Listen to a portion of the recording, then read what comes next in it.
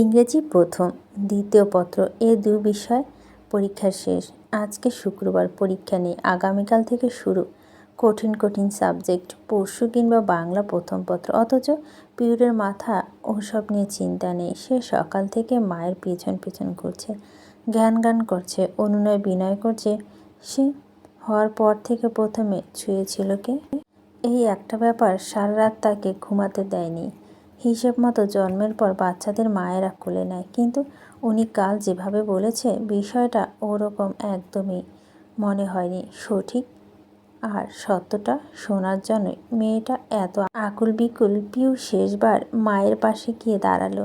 মিনা বেগম বলছেন হাতের কাজ শেষ করে বলবেন ধীরে সুস্থে, কিন্তু মেয়ে এত অধৈর্য। পিছন পিছনে রান্নাঘরে চলে গেছে। তিনি গরম পানি চুলে বসিয়েছেন মাত্র, পোলাওয়ের জন্য দেবে।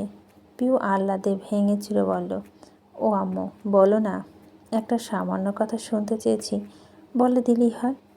মিনা বেগম বিরক্ত চোখে তাকালেন। তোর পড়াশোনা নেই? কাল পরীক্ষা মনে আছে? আছে, তুমি বলে দাও, আমি চলে যাচ্ছি। সুমনা বেগম এলেন তখন। বুয়াকে বলেন একটা পেঁয়াজ কেটে দে তো, ডিম ভাজবো। কে খাবে? রিক্ত। হ্যাঁ আপা। ছেলেটা ডিম ভাজি ছাড়া কিচ্ছু খেতে চায় না। কী যে করি, গায়ে একটা মুরগি থেকেও কম ওজন ধরে ছুঁড়ে ফেলা যাবে। বুয়া ব্যস্ত হলো পেঁয়াজ কাটার সাথে। বিজ্ঞর মতো হাব ভাব করে বললেন, পোলাপাইন এই বয়সে খাইতে চায় না, আমার ডারে পিডাইয়া খাওয়াইনা লাগে। হাত পাখা বাড়ি না খাইলে নলা মুক্ত দিত না। বলতে বলতে বটির মাথায় পেঁয়াজ ধরেছে, চোখ জলে টলমল হলো।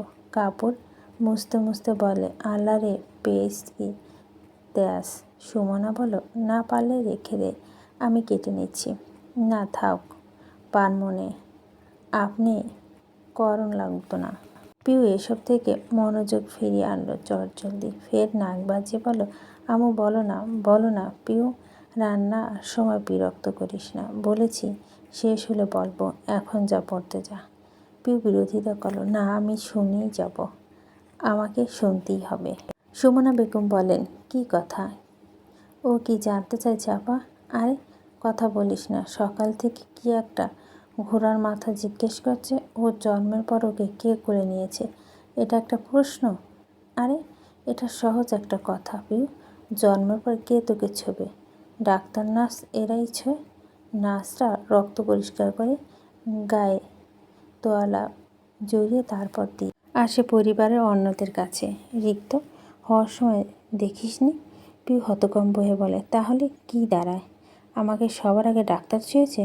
হ্যাঁ, শুধু তোকে কে, সব বাচ্চাকে পেট থেকে সে বার করুক, আর ছোবে না?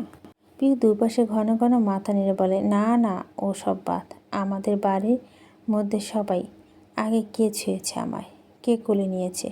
সুমনা বেগম বলে, আমি তো তখন এ বাড়িতে ছিলাম না, হয়তো ভাইজান নিয়েছে, তাই না আপা? মিনা বেগম পোলাওয়ের মধ্যে গরম পানি ঢাললে খুন্তি দিয়ে নেড়ে মিশিয়ে দিল পুরোটা। উত্তর করল, না, ওকে আমি কাউকে ধরতে দিইনি, এমনকি নিজেও ছুঁইনি। পিউ আগ্রহ ভরে বলল, তাহলে কে? সুমনা বেগম চোখে মুখে দেখা গেল শুনতে চাওয়া প্রবণতা। মিনা বেগম কাজে ব্যস্ত থেকে মৃদু হাসল। জানালেন, তোকে সবার প্রথমে কোলে নিয়েছে ধূসর। 10 বছরের বাচ্চা তাকে আষ্টে পৃষ্ঠে চেপে ধরেছিল বুকে। আমার এখনও মনে আছে, ধূসর প্রথমবার তোকে কোলে নিয়ে মুখের দিকে চেয়েছিল। তখনও বাচ্চা, কিন্তু ভাবসাব এরকমই মুরব্বীদের মতো। অথচ তার দিকে তাকিয়ে কেমন অবুঝে নেয় বলে, এরকম সুন্দর বারবি ডলটা তুমি কোথা থেকে আনলে বড় মা? সুমনা বেগম হেসে ফেলেন। হাসির শব্দ শোনা গেল বুয়া করিমুন্নেসার ও পিউর বুকটা ধপ করে উঠল। একটা শান্ত পুকুরে ঢিল ছুড়ল, পল যে উত্তাল দেখা যায় তার পাশে কাটালো হৃদয়খানা। মিনা বেগম কথা শেষ করে তাকালেন, বললেন, হয়েছে শান্তি? পিউ শিথিল বেগে মাথা কাত করেন। ছোটোখাটো মুখটা অনুজ্জ্বলিত, নক্ষত্রের মতো চমক সেখানে। দুঠোঁট কানায় কানায় ইষ্ট হয়ে কুণ্ঠিত মুচকি হাসিতে।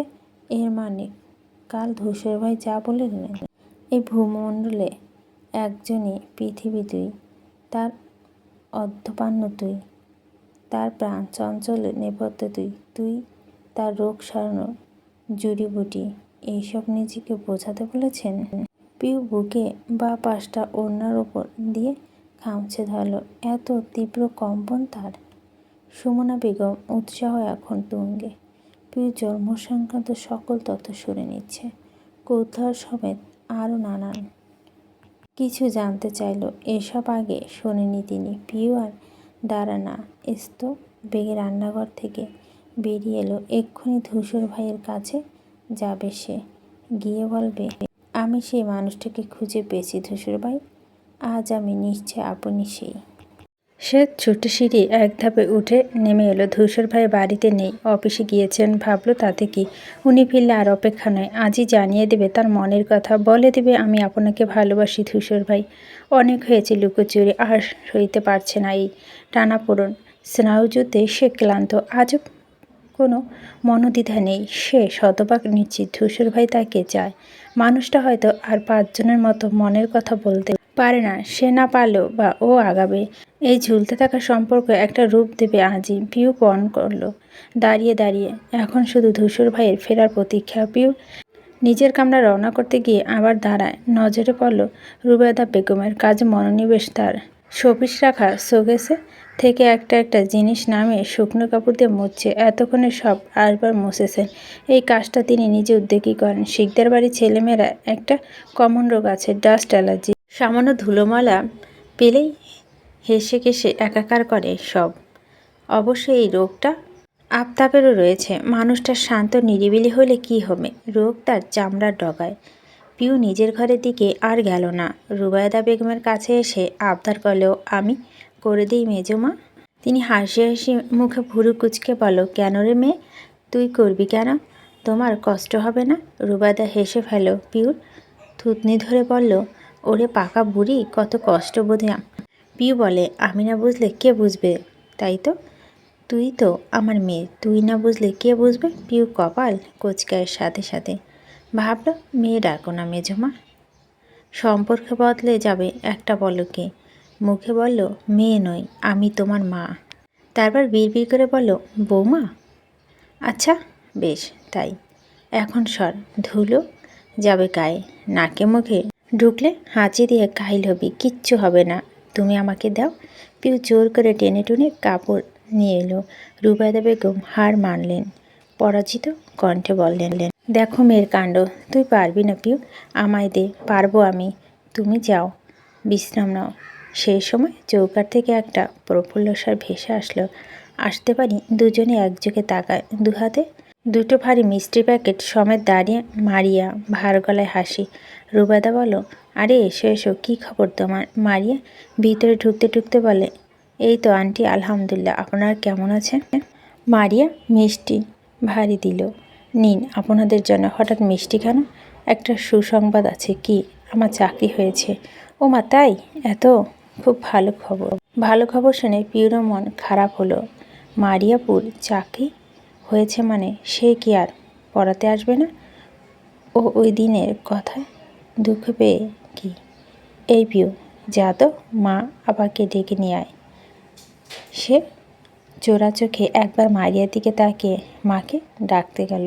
মারিয়া সোফায় বসল। রুবায়দা পাশে। মিনা বেগম বুয়ার হাতে দায়িত্ব ধরিয়ে দিয়ে বেরিয়ে এলো। মারিয়াকে দেখে খুশি হলো খুব।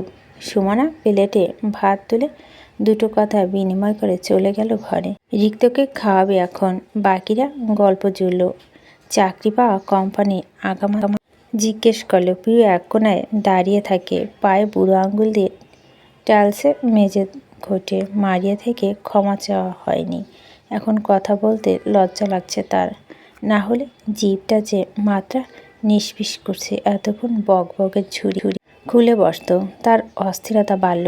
মারিয়াপুর চাকরি নিলে নিশ্চয় আর পড়াবে না। ইস, কি একটা অবস্থা! আগে চেয়েছিল মেয়েটাকে তাড়াবে, আর এখন সে পড়াবে না জেনে মন খারাপ হচ্ছে তার। মুড কথায় কথায় এত সুইং করে কেন? মিনা বেগম বলেন, তা আমার মেয়েটাকে আর পড়াবেন না বুঝি? পিউ চটজলদি সচেতন হয়ে দাঁড়ালো, মাকে কুটি কুটি ধন্যবাদ জানালো। ওর মনের কথা জিজ্ঞেস করায় মারিয়া বলল, পড়াও আন্টি, চাকরি নিলেও বা ও পরীক্ষা শেষ না হওয়া পর্যন্ত অবধি আমি আছি। তবে সন্ধ্যাবেলা আসতে পারবে না, হয় খুব ভোরে বা রাত 9টার দিকে পড়াতে হবে। এই আর কি। কেউ কিছু বলার আগে পিউ লাফিয়ে বলে, 9টার দিকে পড়ালেই ভালো হয়। পরপর নিজেই মিয়ে গেল, ঠোঁট চেপে দাঁড়িয়ে রইল। অথচ মারিয়া ভীষণ সহজ স্বাভাবিক গলায় বলল, ঠিক আছে পিউ, তখনই আসবো তাহলে। কথা শুনে মনে হলো তাদের মধ্যে কিছুই ঘটেনি, যেন সব ঠিকঠাক। পিউ একটু অবাক হয়, লজ্জার সংকোচ কমার বদলে আরও তরতরিয়ে বৃদ্ধি পায়। মেয়েটা এত ভালো, আর সে ছি ছি। জবা বেগম ফিল্টার থেকে জগের পানি ভরেছেন। ইষ্টপুর ভারী জগ, খালি থাকলেও বেশ ওজন। হাঁটতে গিয়ে হঠাৎ শাড়ির কুচি পা বাঁধলেন, পড়তে পড়তে হুমড়ি খেয়ে খুব কষ্টে নিজেকে সামলালো। পা মুচড়ে গেল, হাতে থেকে জগটা ছুঁড়ে পড়ল মেঝেতে। বিকট জোরালো শব্দ, কেঁপে উঠল বসার ঘর। চমকে গেল সকলে। কাচের ছোট ছোট টুকরো এদিক ওদিক ছিঁড়ে গেল, পানিতে তলিয়ে গেল চারপাশ। ব্যথা মৃদু শব্দে আর্তনাদ করে উঠল জবা। আওয়াজ পেয়ে এস্ত ছুটল সকলে। মারিয়া সবেগে গিয়ে বসে পড়ল পাশে। আন্টি কী হলো, ব্যথা পেয়েছেন? জবা বেগম পায়ে পাতা চেপে রেখেছেন হাত দিয়ে, চোখ শক্ত করে বোঝা। রুবায়দা উদ্বিগ্ন হয়ে বললেন, ও সেজো, পড়ে গেলি কেমন করে? দেখো দেখি, লাগেনি তো? আমি ঠিক আছি আপা। সাদিফের ঘরে সিঁড়ির কোণার দিকে আওয়াজ পৌঁছে গেল তার কানেও। বাড়িতে সে এখন একমাত্র পুরুষ। শুক্রবার হলে আজমলকে সাথে নিয়ে অফিসের চক্কর কাটতে গিয়েছিল সকলে। দলে আনিচও যোগ হয়েছে আজ। সাদিফ দ্রুত পায়ে সিঁড়ি দিয়ে নামল। গৃহিণীদের ছোটোখাটো জটলা বেঁধেছে। সে হন্তদন্ত ভঙ্গিতে আসে, মাকে বসা দেখে ঘাবড়ে উতারা হয়ে শুয়ে, মা কি হলো, ব্যথা পেয়েছো? আরে আমি ঠিক আছি। মারিয়া কেন খ্যাত করে উঠল, কি ঠিক আছেন? ব্যথায় তাকাতে পারছে না, আর বলছে ঠিক আছে। নিন আমার হাতটা ধরুন। জবা বেগম গোল গোল চোখে তাকালো। অবচেতন সাদিফও মারিয়া হাত পেতে দেয়। জবা বেগম হাত ধরবে কি, বিস্ময় তখনও কাটেনি। এইটুকু মেয়ে তাকে ধমকালো। কি হলো আন্টি, হাতটা ধরুন। হুঁশে এলেন তিনি। হু বলে হাত ধরল। পিউ বাম হাত আর সে ডান হাত সুস্থ ধীরে ওঠালো তাকে। ধীরে ধীরে নিয়ে বসালো সোফায়। পিছনে মিনা বেগম বলছিলেন আস্তে, দেখে দেখে নে। জবা বেগমকে বসিয়ে মারিয়া পায়ের কাছে বসলো। বলো, একটু গরম সরিষার তেল আর ফার্স্ট এইড হবে? সুমনা বেগম হাহা বলে ছুটে গেলেন আনতে। রিক্তকে খাওয়ানোর ফলে তিনি হাজির হয়েছিলেন। মারিয়া আহত পা তুলল হাতে, একটু নাড়াতেই জবা আল্লাহ বলে ব্যথায় কোকিয়ে উঠল। পিউর চোখ ভরে উঠে, ঠোঁট ভাঙল কান্নায়। মিনা বেগম বললেন, দেখেছিস ব্যথা পেল কে আর কাঁদছে কে? জবা বেগমের পাশে বসে সে ভদ্রমহিলা ওর কান্না দেখে যন্ত্রণা ভুলে গেল। হেসে হাত বাড়িয়ে জড়িয়ে ধরল বুকে। রুবায়দা বলেন, আমাদের পিউ এরকমই। সুমনা যেন উড়ে এলো সব নিয়ে। গরমে তেলে বাটিটা সাবধানে মেঝেতে রাখলো। সাদিফের তীক্ষ্ণ চোখে তাকিয়ে মারিয়ার হাতের ওপর, যে হাত দুটো তুলে দিয়ে স্যাভলন ঘষছে মায়ের পায়ে। স্পর্শ পেতেই জবা বেগম নড়ে উঠল। বাধা দিয়ে বলল, কি করছো মারিয়া, পায়ে হাত দিচ্ছ কেন? মারিয়া শুভ্র হেসে জানালো, তাতে কি হয়েছে আন্টি, আপনি আমার মায়ের মতো তাই না? দেখি হাত সরান। জবা বেগম মুগ্ধ হলেন। হাত দুটো মারিয়া নিজেই সরিয়ে দিল। কাছে ঘষা লাগছে, তবে কাটেনি। পা মোচড়ানোতে যা ব্যথা পেয়েছে। তেলের উপর একটা আঙুল বুলিয়ে সে উষ্ণতা নিরীক্ষণ করল। এক হাতে তুলে পুরো পায়ে মালিশ করতে থাকে, যাতে একটু জড়তা, একটু বিরক্তি, একটু সংকোচ নেই। প্রত্যেকের মুখ চাওয়াচাই করে হাসে। মেয়েটার এই ব্যবহার বিমোহিত করে তাকে।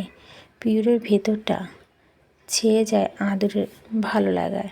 সাদিফ বিস্ময়াভিভূত হয়ে দেখতে থাকে।